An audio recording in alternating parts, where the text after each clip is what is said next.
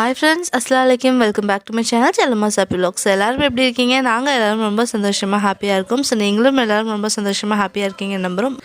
இன்னைக்கு நம்ம சேனல்ல ஒரு டே இன் மை லைஃப் vlog தான் பார்க்க போறோம். ஸோ இப்போ வாங்க வீடியோக்குள்ள போலாம். ஃபர்ஸ்ட் நான் இது முந்தின நாள் நைட் ரெடி பண்ணிட்டு இருக்கேன். So next day dry fruits juice குடிக்கலாம் அப்படின்னு சொல்லிட்டு கொஞ்சமாக வால்நட்ஸ் எடுத்திருக்கேன். அதுக்கப்புறமா ஒரு 4-5 பதாம் எடுத்திருக்கேன். உங்ககிட்ட என்னென்ன ட்ரை ஃப்ரூட்ஸ் இருக்கோ எல்லாமே எடுக்க நான் எனக்கும் ஹப்பிக்கும் சேர்த்து ஊற போடுறதுக்காக எடுத்துகிட்ருக்கேன். அஸ்லான் குடிப்பானா என்னன்னு தெரில. ஏன்னா ஃபர்ஸ்ட் டைம் நான் எல்லா ட்ரை ஃப்ரூட்ஸும் போட்டு மில்க் ஷேக் மாதிரி அடிக்க போகிறேன். ஸோ அதனால் எனக்கும் ஹப்பியோட அளவு மட்டும் எடுத்துகிட்ருக்கேன். அஸ்லான் குடித்தா சரி கொஞ்சம் கொடுத்துக்கலாம் அப்படிங்கிற ஒரு இதில் தான் எடுத்துருக்கேன். அடுத்தது அத்திப்பழம் ஒரு 4 பீசஸ் எடுத்திருக்கேன். அத்திப்பழம் ரொம்ப ரொம்ப நல்லது. இந்த ஹேர் ஃபாலுக்கு ஸ்கின்க்கு எல்லாருக்குமே ரொம்ப நல்லது. அடுத்ததாக ட்ரை டேட்ஸ் எடுத்திருக்கேன். ஒரு 8 பிஸ்தா எடுத்திருக்கேன். கொஞ்சமாக பிளாக் கரண்ட் கருப்பு உலர் திராட்சை எடுத்திருக்கேன். அப்புறமா ஒரு 5 கேஷ்யூநட் எடுத்திருக்கேன். அவ்வளோதான். இது எல்லாத்தையுமே ஒரு வாஷ் பண்ணிவிட்டு அதுக்கப்புறமா நம்ம ஊற போட்டுடலாம். நான் இது நாளைக்கு பிரேக்ஃபாஸ்ட்டுக்கு இந்த ஸ்மூதி தான் ஐடியா பண்ணியிருக்கேன். ஸோ அதனால தான் இதை நைட்டே ரெடி பண்ணி வச்சுக்கிறேன். ஏன்னா நாளைக்கு ஃபிஷ் எடுக்கலாம் அப்படிங்கிற மாதிரி ஒரு ஐடியா இருக்குது. ஸோ மார்னிங் பிரேக்ஃபாஸ்ட் கொஞ்சம் இந்த மாதிரி பண்ணிட்டோம் ரொம்ப ஈஸியாக முடிஞ்சிடும் வேலை. அதே மாதிரி ஹெல்த்தியாகவும் இருக்குல்ல. ஸோ அதனால தான் ரெடி பண்ணேன். இன்றைக்கி மார்னிங் பார்த்திங்கன்னா நேரமாகவே எணிச்சாச்சு. எணிச்சதுமே முதல் வேலை தண்ணி வச்சாச்சு. சீரகம், கிராம்பு இதெல்லாம் போட்டு தண்ணி வச்சுருக்கேன் இன்றைக்கி. ஸோ வச்சுட்டு அந்த தண்ணி எடுத்து எனக்கு கொஞ்சமாக சைடில் வச்சுட்டு ஆறுறதுக்காக. இப்போது அடுத்த வேலையை நம்ம ரெடி பண்ணி வச்சுருந்தோம் இல்லையா, நேற்று நைட்டு ரெடி பண்ணி வச்சுருந்த ட்ரை ஃப்ரூட்ஸ் எல்லாமே பிரித்து எடுத்துக்கலாம். முதல்ல இந்த ட்ரை டேட்ஸில் பார்த்திங்கன்னா கொட்டை இருக்கும். ஸோ அதெல்லாம் வெளியில் எடுத்துகிட்டு அது ரொம்ப கஷ்டமாக இருக்கும். ஊறினதுக்கப்புறமே அது பிக்கிறது ரொம்ப கஷ்டமாக தான் இருக்கும். ஆனால் ரொம்ப ஹெல்த்தி அது ரொம்ப. இப்போ நம்ம சோக் பண்ணி வச்சுருந்த ட்ரை ஃப்ரூட்ஸ் எல்லாமே ஒரு மிக்ஸி ஜாரில் ஆட் பண்ணிக்கலாம். கண்டிப்பாக அந்த ஊற வச்ச தண்ணியோடையே ஆட் பண்ணுங்கள். அப்புறமா பால் நான் ஆட் பண்ணுறேன். பால் இவ்வளோ சூடாக ஆட் பண்ணாதீங்க. நான் ஏதோ ஒரு இதில் அப்படியே ஃபுல்லாக சூடாகவே ஆட் பண்ணிட்டேன். அதுக்கப்புறம் கொஞ்சம் ஆறுனதுக்கப்புறம் தான் ஜூஸ் அடித்து எடுத்துக்கிட்டேன். ஸோ இன்றைக்கி மார்னிங் இதுதான். வேறு எந்த ஸ்வீட்னரும் அதில் நான் சேர்த்தலை. அப்படியே ப்ளெயினாக அடித்து எடுத்துட்டேன். அதில் இருக்கிற அந்த டேட்ஸு அதோடய டேஸ்ட்டே நல்லா கிரேப்ஸ் எல்லாம் சேர்த்துருக்கோம் இல்லையா, அதோட ஸ்வீட்டே இருக்கும். ஸோ அது முடிச்சதுக்கப்புறமா 3 பேருமே பார்க் கிளம்பி வந்துட்டோம் காலையில். ஸோ சரி விளாட்லாம் அப்படின்னு சொல்லிட்டு வந்திருந்தோம். சரி இன்றைக்கி சண்டேங்கிறனால குழந்தைங்கள்லாம் இருப்பாங்க அப்படி சொல்லிட்டு பார்த்தீங்கன்னா நினச்ச மாதிரியே நிறைய பேர் இருந்தாங்க. ஸோ எல்லோரும் விளாண்டுட்டு இருந்தாங்க. அஸ்லானும் அவங்க கூட சேர்ந்து விளாண்டுட்டு இருந்தான். இங்கே டெல்லியில் பார்த்திங்கன்னா இந்த பேரட், அதுவும் நாங்கள் இருக்கிற இடத்துல பார்த்திங்கன்னா இந்த கிளி இந்த மாதிரி நிறைய பேர்ட்ஸ் இங்கே நிறைய இருக்கும். கிளி ஆகட்டும், அணில் இதெல்லாமே இங்கே நிறைய பார்க்க முடியும். பீகாக்கு இதெல்லாமே அசால்ட்டாக ரோட்டில் அப்படி இங்கேயும் வந்துட்டு போயிட்டுருக்கோம். ஸோ நாங்கள் எங்கள் ஊரில் கோயம்புத்தூரில் நாங்கள் இருக்கிற இடத்துல இதெல்லாம் நார்மலாக பார்க்கவே முடியாது. பேர்ட்ஸ் பார்க்குறதே பெரிய விஷயமா இருக்கும். ஆனால் இங்கே பார்த்திங்கன்னா நிறைய உங்களுக்கு பார்த்தாலே தெரியும். சும்மா நம்ம இருக்கிற இடத்துல பார்க் கிட்டே இருக்கும். சும்மா இது நார்மலாக குழந்தைகளாம் விளையாடுறதுக்காக கட்டின ஒரு பார்க் தான். இதுலேயும் பார்த்திங்கன்னா இவ்வளோ பேரட் நாங்கள் இருக்கும்போதே ஒரு 5-6 பேரட் வந்துருச்சு. அதேமாதிரி நிறைய ஸ்குரில் பார்க்கலாம். ஸோ அப்படியே ஹப்பி மீன் வாங்கிட்டு வரேன்னு சொல்லிட்டு போயிட்டாங்க. அதுக்கப்புறம் மீனும் வாங்கிட்டு வந்துட்டாங்க. நான் ஃபிஷ் வந்ததுமே எல்லாம் ஃபுல்லாக வாஷ் பண்ணி எடுத்து ரெடி பண்ணி வச்சுட்டேன். மீன் பார்த்திங்கன்னா இங்கே ஃப்ரெஷ்ஷாக கிடைக்கிறதே ரொம்ப ரொம்ப கஷ்டமாக இருக்கும். ஸோ வாங்கும்போதே பார்த்திங்கன்னா எப்போது ஒரு டைம் தான் வாங்குவோம். இது பார்த்திங்கன்னா 1 கிலோ அளவு இந்த மீன் வஞ்சிரம் மீன் வாங்கிட்டு வந்திருந்தாங்க. 1 கிலோ சங்கரா வாங்கிட்டு வந்திருந்தாங்க. ஸோ இப்போ மசாலாலாம் ரெடி பண்ணிடலாம். ஒரு மிக்ஸி ஜார் எடுத்து அதில் தேங்காய் ஒரு 1/2 மூடி தேங்காய் அப்படியே சேர்த்துருக்கேன். நான் மீன் குழம்பு எப்பவுமே கொஞ்சம் அதிகமாக வைப்பேன் வைக்கும்போதே. ஸோ அதனால் கொஞ்சம் அதிகமாக தான் மசாலா சேர்த்துறேன். அடுத்ததான் 5 மீடியம் சைஸ் தக்காளி இதில் ஆட் பண்ணியிருக்கேன். தக்காளி நல்லா பழுத்ததாக எடுத்தீங்க அப்படின்னா கலரும் நல்லாயிருக்கும் நம்ம குழம்புக்கு. அதே மாதிரி நல்ல டேஸ்ட்டும் கொடுக்கும்.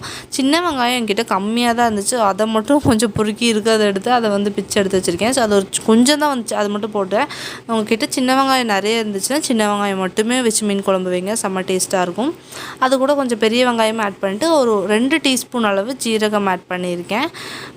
ஆட் பண்ணிட்டு இது எல்லாத்தையும் நல்லா அடித்து எடுத்துகிட்டு வந்துடலாம். அடுத்ததாக ஒரு பெரிய எலுமிச்சைப்பழ சைஸ் புளி எடுத்து தண்ணி ஊற்றி கரைக்கிறதுக்கு வச்சுட்டேன்.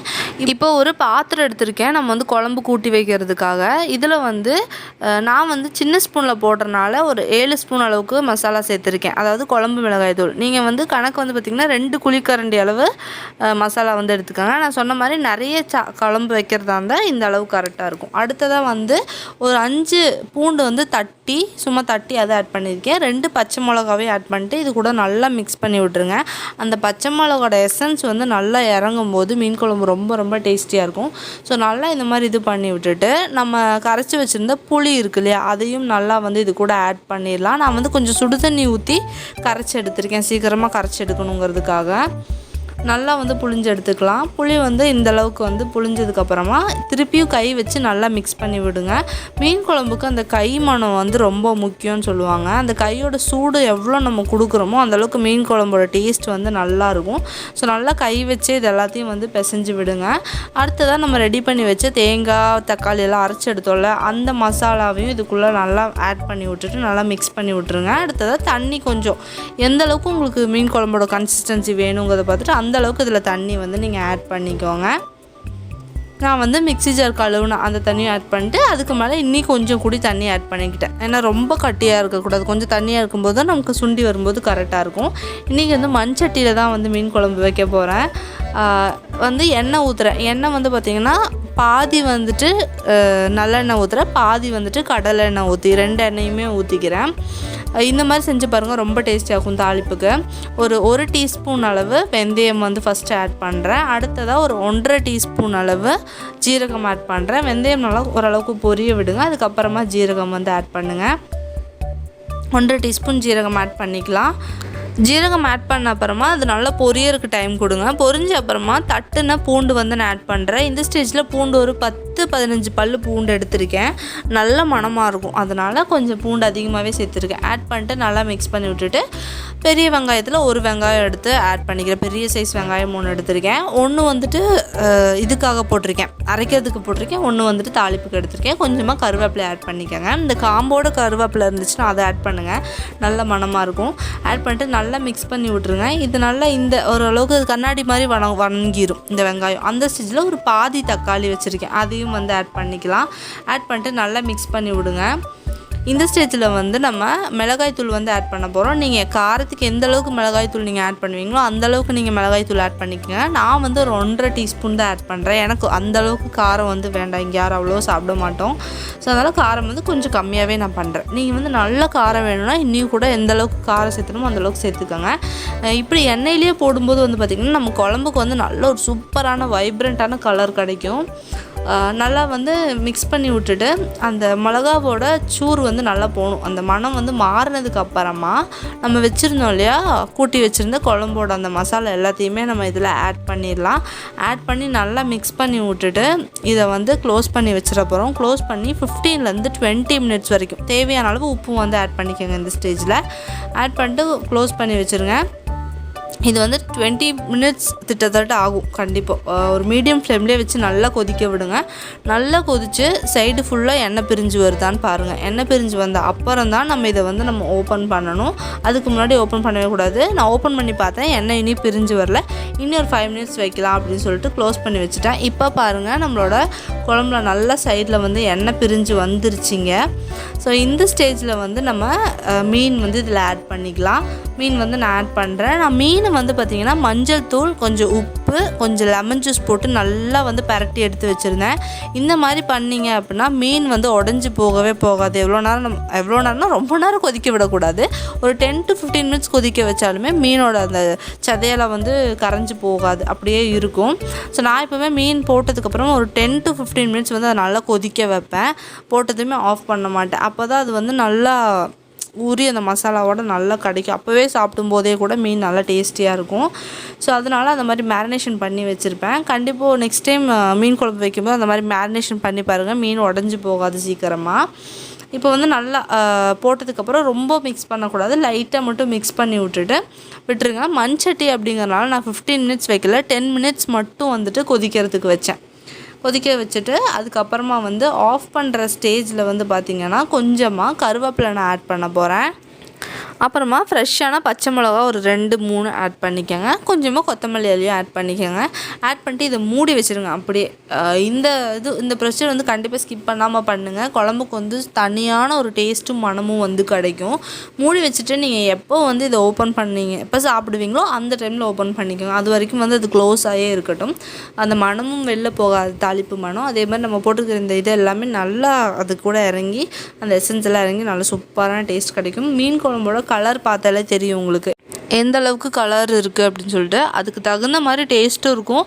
ரொம்ப சிம்பிளான ஒரு மெத்தட் தான், ஆனால் டேஸ்ட் வந்து சூப்பராக இருக்கும். கண்டிப்பாக இந்த ஸ்டைலில் வந்துட்டு மீன் குழம்பு ட்ரை பண்ணி பாருங்கள் நெக்ஸ்ட் டைம். மீன் குழம்பு வச்ச அப்புறமா ஃபிஷ் ஃப்ரைக்கு வந்து மசாலா ரெடி பண்ணிக்கலாம். இது வந்து பார்த்திங்கன்னா 1 டீஸ்பூன் அளவு கார்ன்ஃப்ளவர் ஆட் பண்ணியிருக்கேன், 1 டீஸ்பூன் மல்லித்தூள், 1 டீஸ்பூன் அளவு Kashmiri red chilli powder add பண்ணியிருக்கேன், 1/2 டீஸ்பூன் அளவு கரம் மசாலா ஆட் பண்ணிக்கலாம், 1/2 டீஸ்பூன் அளவு உப்பு எந்தளவுக்கு தேவையோ அந்தளவுக்கு ஆட் பண்ணிக்கோங்க. அடுத்ததாக வந்து இதில் வந்துட்டு கொஞ்சமாக மஞ்சள் தூள் ஆட் பண்ணிக்கோங்க.